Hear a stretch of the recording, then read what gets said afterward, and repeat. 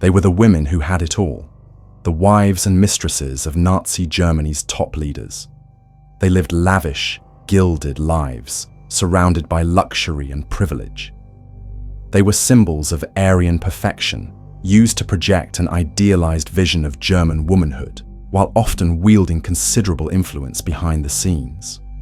But what happened to these women when their husbands and lovers fell from power so dramatically in May 1945? As the Third Reich crumbled, how did the Allies treat the wives and mistresses of the Nazi elite? And how did the children of Hitler's inner circle, many of whom are alive today, endure a legacy steeped in infamy? The story of these women spans more than 75 years, from the fall of Nazi Germany to the present day.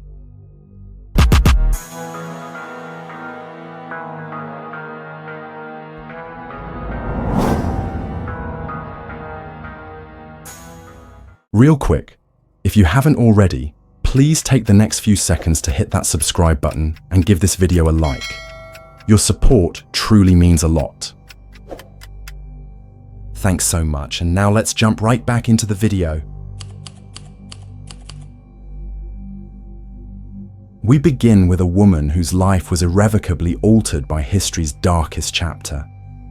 Meet Gretel Fegelein, the sister-in-law of Adolf Hitler, a name that rarely appears in the history books, yet her story is deeply intertwined with the tragic fall of the Third Reich.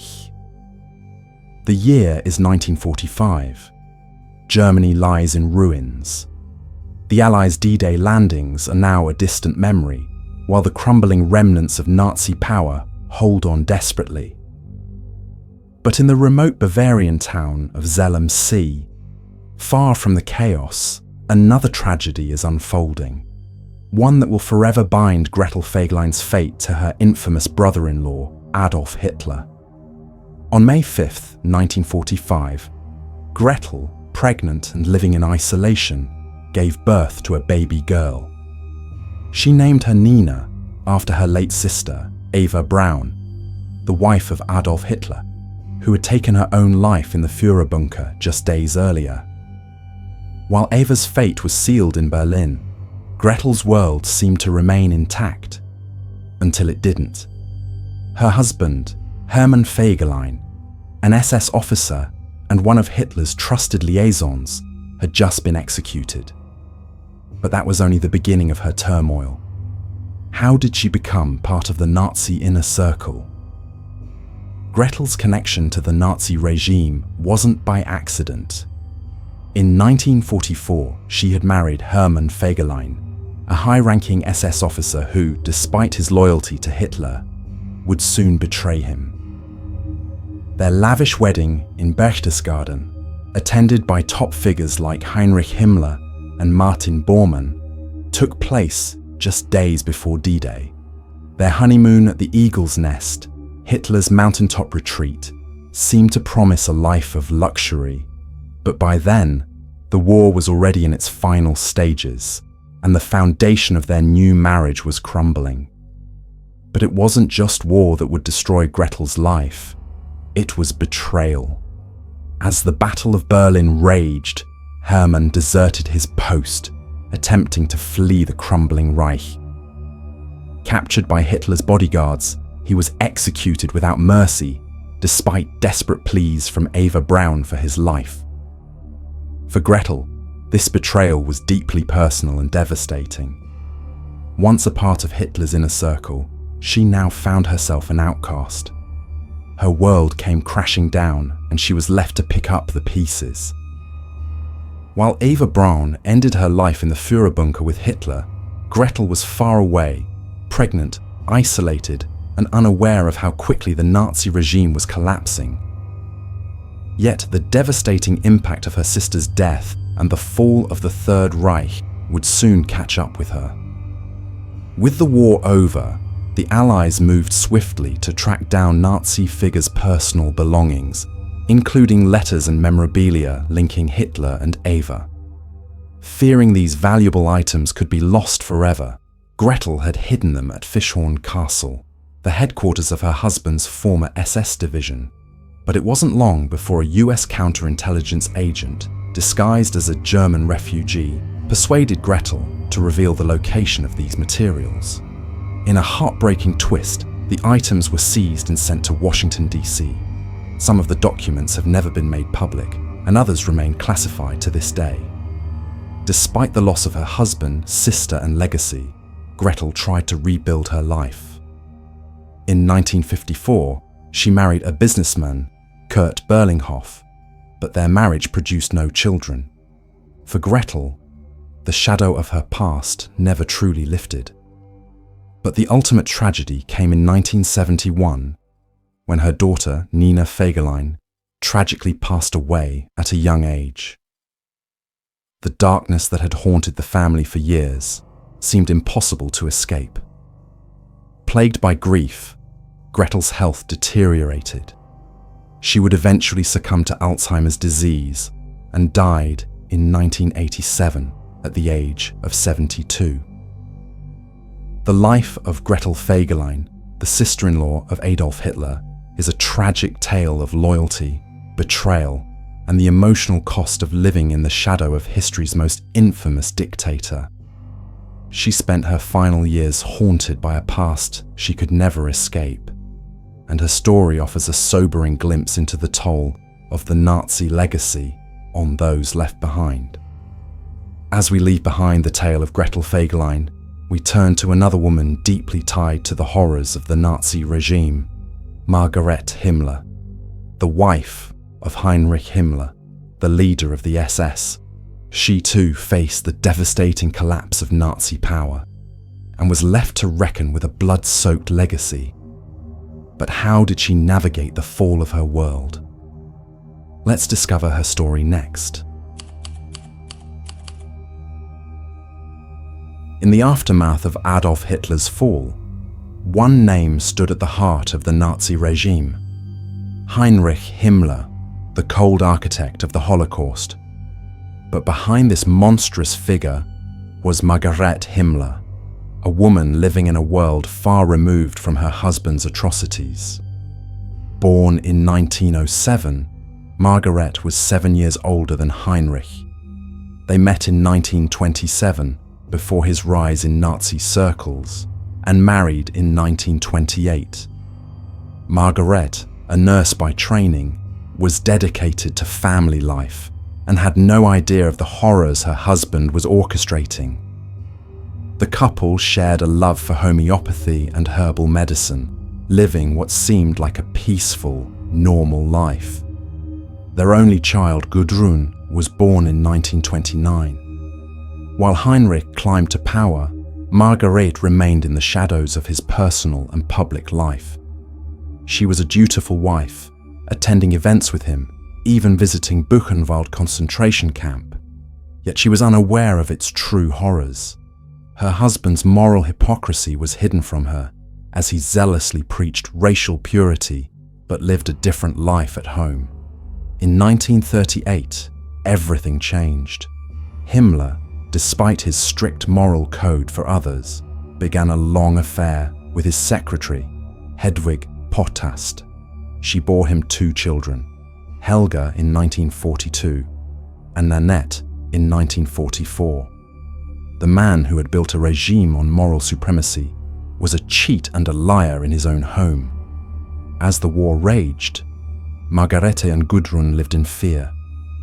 When the Allies advanced in 1945, they fled to Italy, narrowly escaping US forces.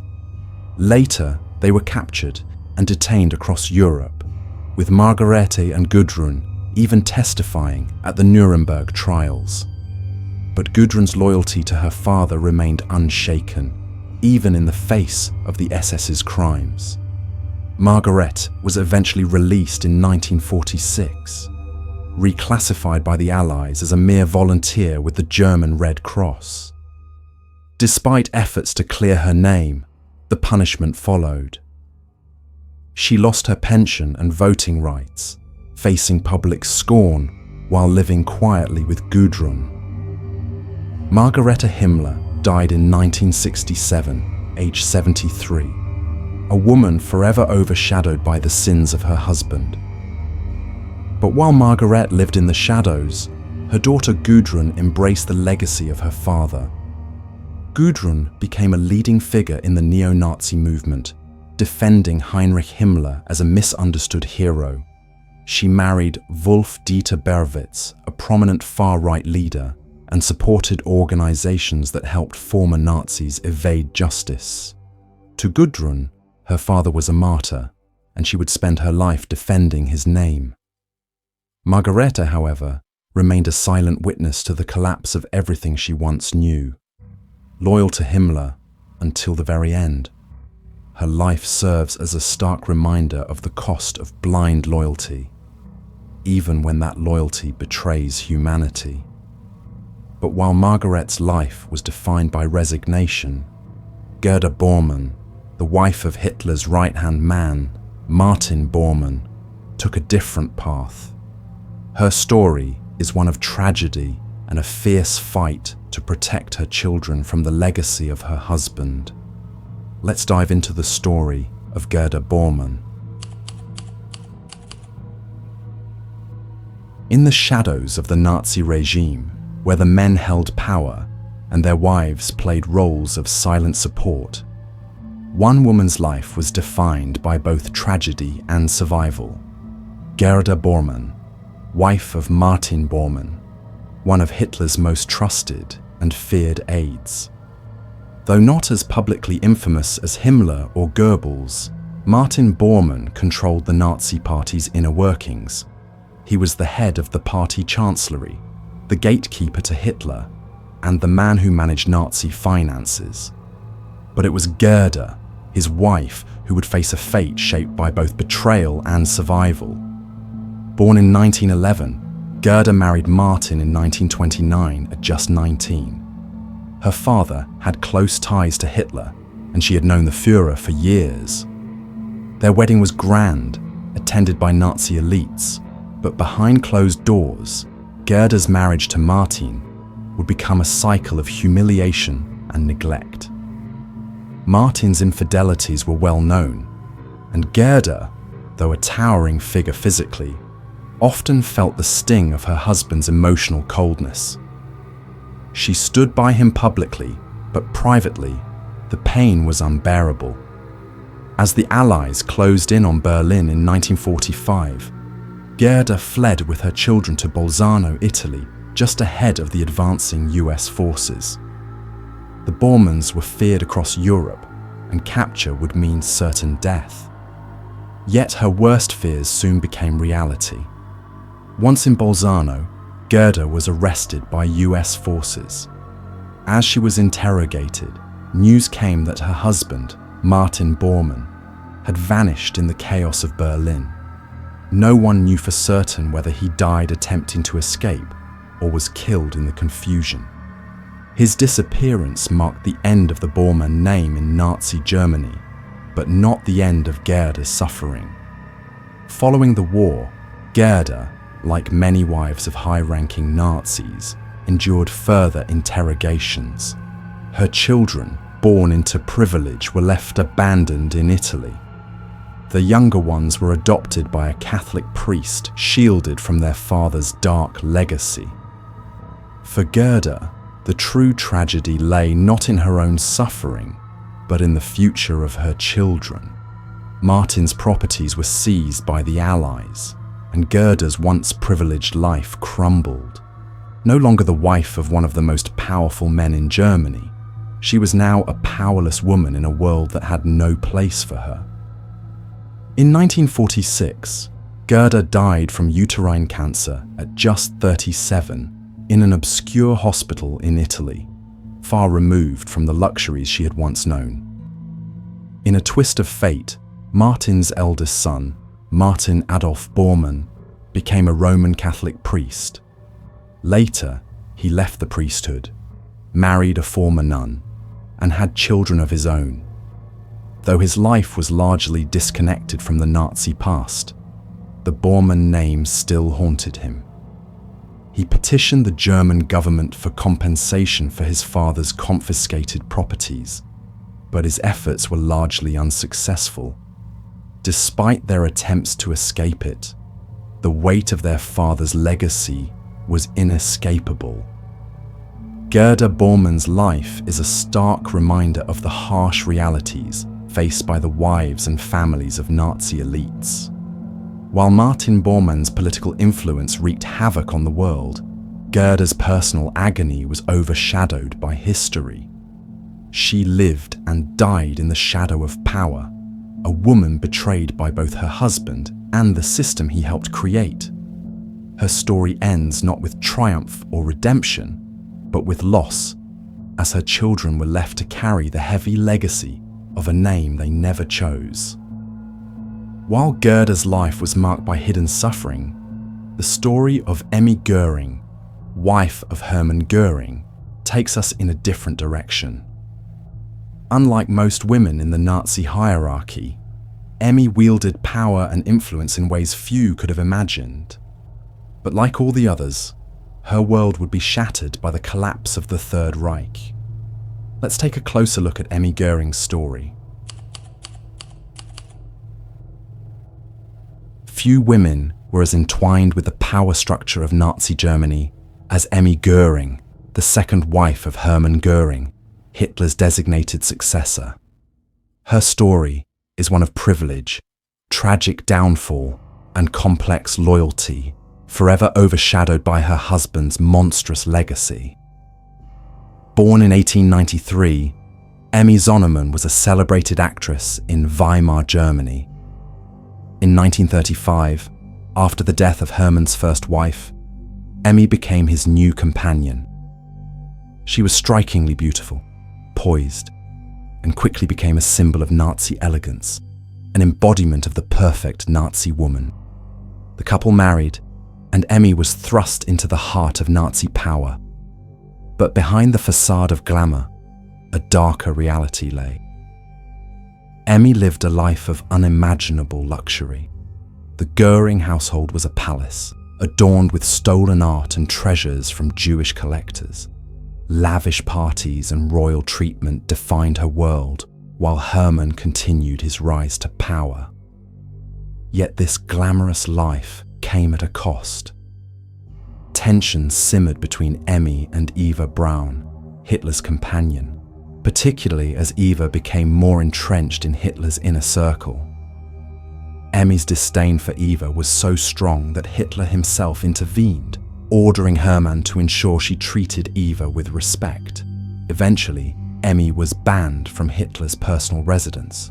Despite this, Emmy remained loyal to Hermann, often stepping aside for his political ambitions while enjoying the luxuries of power. As the Allies encircled Berlin in 1945, Hermann's delusions of power led to his arrest by Hitler. With Hermann imprisoned and the Nazi regime collapsing, Emmy's life crumbled. The Göring wealth, once untouchable, was seized by the Allies. Emmy and their daughter Edda were detained as part of the denazification process, left without the protection of Nazi power. In May 1945, Hermann was arrested and taken to an Allied headquarters. Emmy and Edda were sent to a Luxembourg internment camp. The luxury of their past life was gone, replaced by the cold reality of being the wife and daughter of a notorious war criminal. Hermann faced trial at Nuremberg, charged with war crimes. The night before his execution, he committed suicide by cyanide, eluding the Allies to the very end. Emmy, now a widow, was sentenced to 1 year in prison and stripped of 30% of her remaining property. Despite her disgrace, Emmy remained fiercely loyal to her husband, defending his actions in her 1967 autobiography. She lived her final years in relative obscurity, surrounded by few friends. Edda, her daughter, grew into a troubled young woman, struggling with her family's legacy, though she distanced herself from the Nazi past. Emmy passed away in 1973 at 80, buried in Munich, the city that once symbolized Nazi power. Her legacy, tied to the rise and fall of her husband's empire, remains one of luxury, loyalty, and tragic downfall. Despite all her privilege, she could not escape the consequences of the regime Hermann helped build. Next, we explore the story of another key figure in Nazi leadership, the wife of Foreign Minister Joachim von Ribbentrop, Anna Henkel, and the personal and political struggles she faced after the fall of the Third Reich. Anna von Ribbentrop, wife of Joachim von Ribbentrop, Nazi Germany's foreign minister, embodied both the allure and tragedy of the wives who rose and fell with the Nazi regime. Born in 1896 into a wealthy aristocratic family, Anna's life was defined by privilege long before she married Joachim in 1920. Their union, though not built on love, was a strategic one. Joachim saw in Anna's connections a way to climb the Nazi ranks, and Anna saw in Joachim a pathway to power. As her husband's influence grew, so did Anna's position within Nazi high society. Known for her beauty and poise, Anna accompanied Joachim to key diplomatic meetings, often alongside Eva Braun and other wives of Nazi officials. But the fall of the Third Reich would shatter her world. When the Allies closed in, Joachim was captured on May 7th, 1945. Anna, now the wife of one of the regime's most powerful figures, was arrested with her 5 children on June 14th, 1945, and sent to the Dachau internment camp. The life of luxury she once knew vanished, and she would face the consequences of her husband's actions. Joachim von Ribbentrop was convicted at Nuremberg and hanged on October 16, 1946, marking the end of the von Ribbentrop name in the Nazi hierarchy. Anna, now a widow, fought to preserve her family's fortune. The Allies seized much of the wealth she and Joachim had accumulated through expropriations and illicit dealings during the war. But Anna was relentless, fighting in court to regain control over her assets, particularly those from her father's estates. Despite her tenacity, Anna's reputation was forever tarnished. She attempted to defend Joachim in several books, downplaying his involvement in Nazi crimes, but these writings only damaged her public image further. In the 1950s, Anna faded from public view, living quietly in Munich until her death in 1973 at 77. The shadow of her husband's actions hung over her life, and her 5 children, born into wealth, also struggled under the weight of their father's legacy. Rudolf, their eldest son, became a decorated Waffen-SS officer, yet like his mother, he could not escape the stigma of the von Ribbentrop name. Their lives were defined by an impossible duality, the inheritance of great power and wealth, coupled with the shame of their father's role in Nazi atrocities. Anna von Ribbentrop's story, like so many other wives of Nazi officials, is one of privilege, persecution, and moral reckoning. She moved from the heights of aristocratic privilege to the depths of humiliation, struggling to reconcile her survival with the collapse of the regime she once supported. Next, we delve into the story of Magda Goebbels, the wife of Joseph Goebbels, the Nazi Minister of Propaganda. Her story is inseparable from the final days of the Third Reich. The story of Magda Goebbels is perhaps one of the most heart-wrenching and tragic among the wives of Nazi leaders. Magda, the wife of Joseph Goebbels, the Nazi Minister of Propaganda, was not only one of the most prominent figures in the Nazi elite, but she also played a pivotal role in the cult of personality surrounding Adolf Hitler. Her story, which ends with one of the darkest chapters of Nazi history, is both a symbol of devotion and a stark reminder of the human cost of ideology. Born in 1901 to a German mother and a Jewish father, though this fact was hidden for many years, Magda's early life was one of upward mobility. Raised in a privileged family, she was drawn into the world of Berlin's intellectual and artistic elite. It was during this period that she would meet Joseph Goebbels, a man who would later become one of the closest members of Hitler's inner circle. Magda and Joseph's relationship began in the late 1920s, and by 1931, they were married. From the beginning, Magda was an enthusiastic supporter of Hitler's vision, a committed Nazi who believed deeply in the cause. She quickly rose to prominence within the Nazi hierarchy, often accompanying her husband to high-profile events and making public appearances alongside him at the Nazi Party rallies. Her devotion to Hitler went beyond political allegiance. She viewed him almost as a father figure and took pride in her role as the First Lady of the Third Reich. Her influence within Nazi circles was considerable, particularly as the regime's propaganda machine grew in power. As the wife of Joseph Goebbels, she was often the symbol of the perfect Aryan woman, and her public appearances alongside her husband and Hitler were designed to reinforce the regime's ideals of racial purity, family values, and Germanic superiority. But behind the facade of political loyalty and social grace lay a woman deeply conflicted by her personal circumstances. As the war dragged on, Magda Goebbels' personal life began to unravel. Joseph Goebbels, though fiercely loyal to Hitler, had a reputation for being a cruel and volatile man. His extramarital affairs, including a notable one with actress Lida Barova, were a source of tension in their marriage. However, Magda's loyalty to Hitler remained steadfast, even as the reality of the Nazi regime's impending defeat became increasingly apparent. In the final days of April 1945, as the Allied forces closed in on Berlin, Magda's life would take a tragic turn. As the Soviet Red Army encircled the capital, the Nazi leadership took refuge in Hitler's bunker beneath the Reich Chancellery.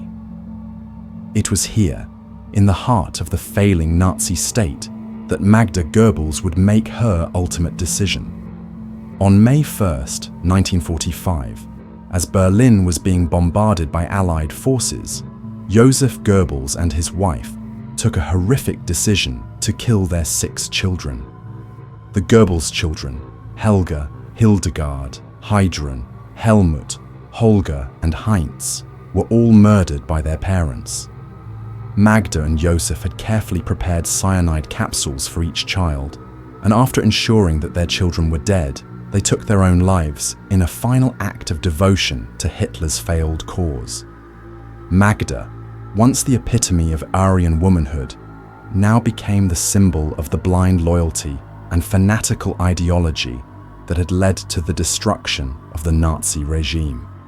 Her act of murder-suicide in the Hitler bunker was the final tragic betrayal of the children she had once hoped would inherit a victorious Third Reich.